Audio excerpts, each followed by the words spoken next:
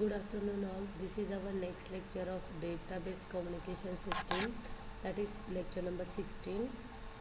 In this lecture we have to cover the point commit protocol. Okay, in that different types are there, and like one phase commit, two phase and three phase commit also. Okay, so commit protocols, local database system. In a local database system, for committing a transaction, the transaction manager has to only convey the decision to commit to the recovery manager.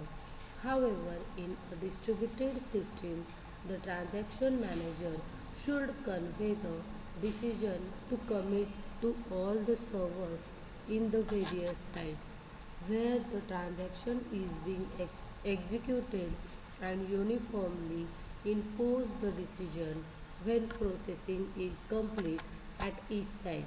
It reaches the partially committed transaction state and wait for all other transactions to reach their partially committed states. When it receives the message that all the sites are ready to commit, it starts to commit. In a distributed system, either all sites commit or none of them does. The different distributed commit protocols are one phase commit, two phase commit, and three phase commit. Distributed one phase commit. The distributed one phase commit is the simplest commit protocol. Let us consider that there is a controlling site and a number of slave sites where the transaction is being executed. The steps in distributed commit are: after each slave has locally completed its transaction, is sent a done message to the controlling site. The slave wait for commit or abort message from the controlling site. This waiting time is called window of vulnerability. When the controlling site receives done message from each slave, it makes a decision to commit or abort. This is called the commit point. Then it sends this message to all slaves. On receiving this message, a slave either commits or aborts, and then send an acknowledgement message to the controlling side. Distributed two-phase commit. What happened here in distributed two-phase commit? Distributed two-phase commit reduces the alternate vulnerability of two-phase commit protocol. The steps performed in the two-phase are as follows. First is prepare phase. First phase is prepare phase. After each slave has locally completed its transaction, it sends a done message to the controlling site. When the controlling site has received done message from all slave, it send a prepare message to all slave. The slave vote on with whether they still want to commit or not. If a slave want to commit, it send a ready message.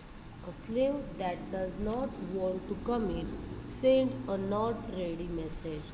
This may happen when the slave has conflicting concurrent transaction on their on or there is a timeout. Okay, second phase is commit or abort phase. After the controlling site has received ready message from all the slaves, the controlling site send a global message, global commit message to the slave. The slave apply the transaction and send a commit acknowledgement message to the controlling site.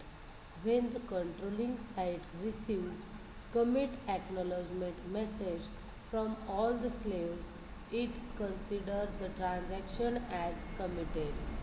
After the controlling side has received the first not ready message from any slave, the controlling side send a global abort message to the slave. The slave abort the transaction and send a abort acknowledgement message to the controlling side. When the controlling side receive abort acknowledgement message to the controlling side, when the controlling side receives about acknowledgement message from all the slave, it consider the transaction as aborted. Okay. Next is distributed three-phase commit. The step in distributed three-phase commit are as follows. First is prepare phase. Okay, the steps are same as in distributed two phase commit. What happen in phase prepare phase? As we learn here, after each slave has locally completed its transaction, it send a done message to the controlling site. When the controlling site has received the done message from all slaves, it send a prepare message to the slave, right? The slave vote on whether they still want to commit or not. If a slave want to commit, it send a ready message. If slave that does not want to commit, send a not ready message. This mess may happen when the slave has conflicting concurrent transactions on there is a time out. Okay, this same phase prepare message come present in three phase commit. The second is prepared to commit phase. What happen in second phase? Prepared to commit phase, there is the controlling site issue and inter prepare state broadcast message. The slave site vote okay in response. Okay. And what happened in phase 3? Commit and abort phase.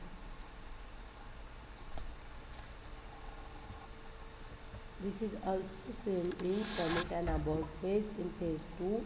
Then after the controlling site has received ready message for all the slaves, the controlling site send a global commit message to the slave. The slave apply the transaction and send a commit acknowledgement message to controlling site. When the controlling site receives commit acknowledgement message from all the slaves, it considers the transaction as committed. After the controlling site has received the first not ready message from any slave, okay, the controlling site send a global abort message to the slave. The slave abort a transaction and send a abort acknowledgement message, okay, to the controlling site, right? Then when a controlling site receives abort acknowledgement message from all the slaves, it considers the transaction as aborted. This is all about phase 3.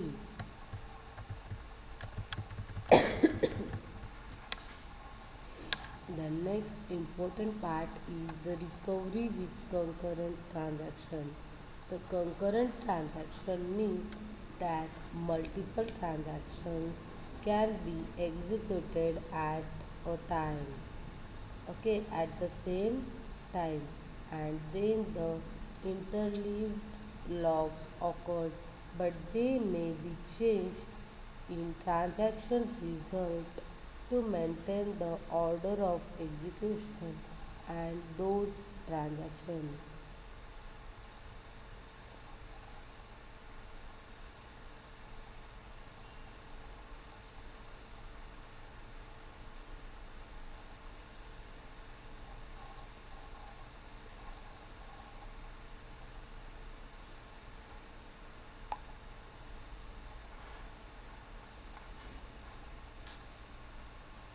During recovery, it would be very difficult for the recovery system to backtrack all the logs and then start recovery.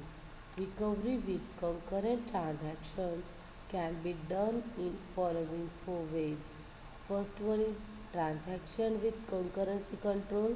Second one is transaction rollback. Third one is checkpoint. Fourth one is restart recovery. Interaction with concurrency control. In this scheme, the recovery scheme depends greatly on the concurrency control scheme that is used. So, to roll back a failed transaction, we must undo the updates performed by the transaction. The transaction rollback is there.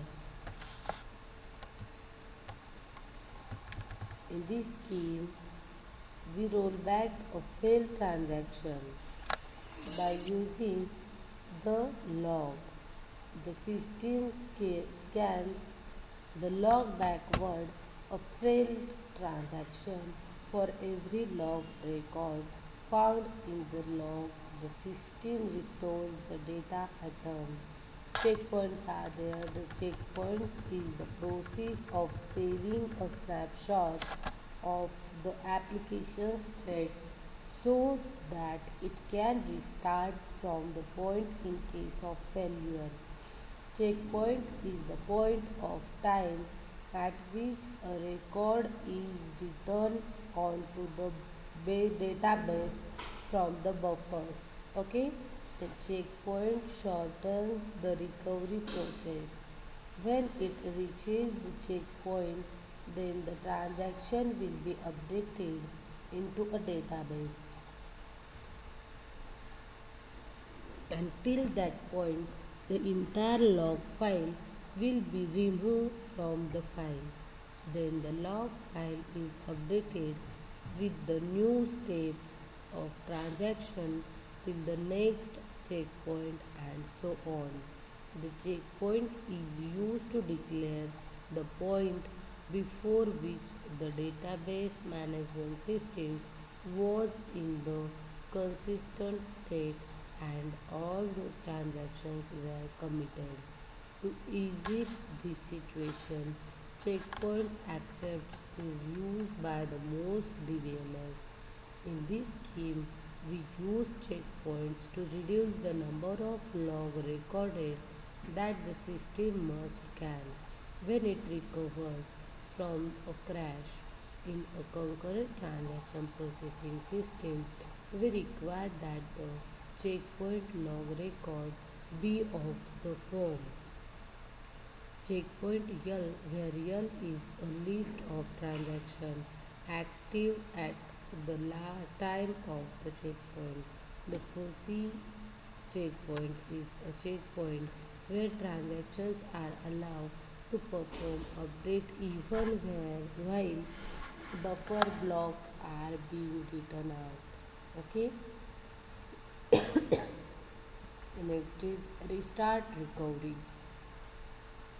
When the system recovers from the crash, it constructs two lists. The undo list consists of transactions to be undone, okay, and the redo list consists of transactions to be redone. Clear?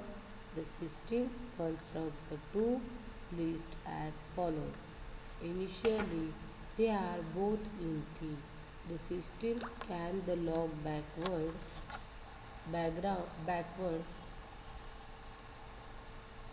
examining each records until it finds the first checkpoint's records. Then requirement for recovery. Next is media failure. Example disk hard crash. Part of precedent stored is lost, need to restore it, right? Then transactions in progress may be using this area about uncommitted transactions. Okay. System failure example is crash, main memory lost is there. Persist- persistent store is not lost but may have been change uncommitted transactions. Also, committed transactions effects may not yet have reached persistent objects. Transaction abort need to undo any changes made by aborted transactions. Okay.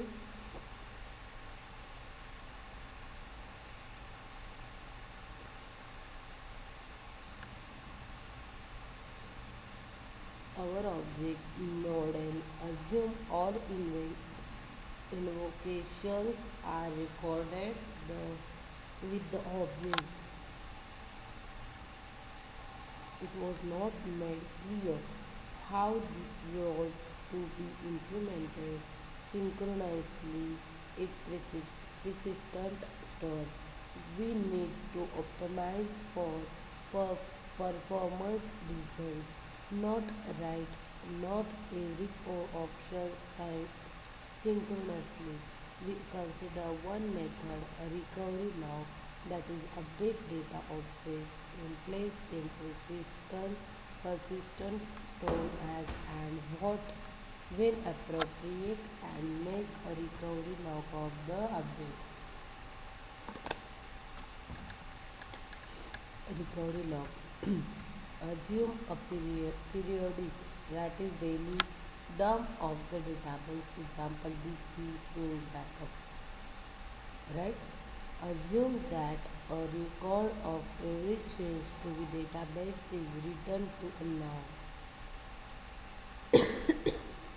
Transaction ID, data object ID, operation is there, old value, new value is there. If a failure occurs, the log can be used by the recovery manager to redo or undo. Okay, select operations. Undo and redo must be independent, repeatable, that is contains before and after value, not just add three further crashes might occur at any time. Okay, transaction abort is there. Undo the operation, roll back the transaction. Okay, system failure is there. AIM redo commit transactions, undo committed transactions, uncommitted transactions. Media failure is there. Reload the database from the last term. Redo the operation of all the transactions that committed since then, but the log is very large to search for this information. So to assist a rapid recovery for the checkpoint at small time interval after 5 minutes or after a log item, C15 recovery log must be written ahead. Two distinct operations are there. First one is to write a change to an object in the database. Second is write the log record of the change. A failure could occur between them. It in which order should they be done? If all objects is updated in the database, there is no record of the previous value. So no need to undo the operation and abort. The log must be written first. Also, a transaction not allowed to commit until the log records for all its operations have been written up to the log. Note, the can't and need not take time to update in the database on every commit. The objects involved in the transaction. Note, a log can be written efficiently because there are enough records from the many transactions in progress at any time. The right are to one place the log file is there.